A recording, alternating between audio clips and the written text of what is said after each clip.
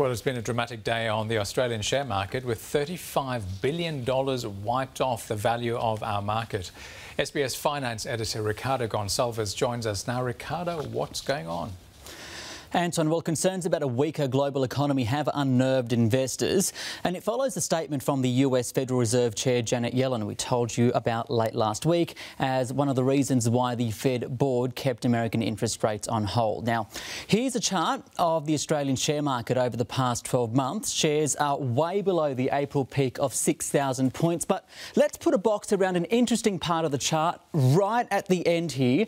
What you can see is the market bouncing off that 5,000 point level numerous times over the last 4 weeks, and it did it again today. Here's Chris Weston from IG Markets.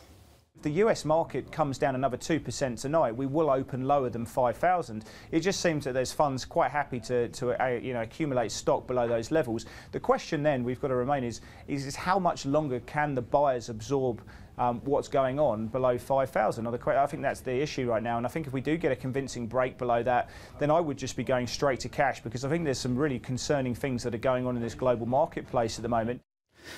Now, Chris is a little worried about the credibility of the US Fed Reserve, and you can see that full interview on the SBS News website. All up today, volumes are down about 20% on normal. BHP was a big drag, as to the banks. One Aussie dollar is currently buying 71.7 US cents.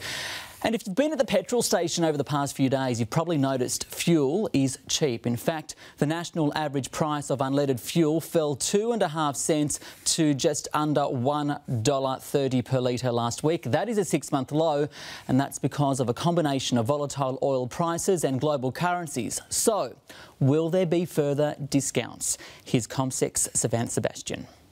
Well, importantly, the Singapore unleaded price has fallen once again. The Australian dollar has strengthened. It means there's probably more savings at the pump for motorists over the next couple of weeks. The one thing to watch, though, is the vagaries of that discounting cycle. In Sydney, Melbourne, Adelaide and Brisbane, you're seeing shifts in those cycles, but certainly at some of those cities, you can buy petrol at or below the cost price at the moment.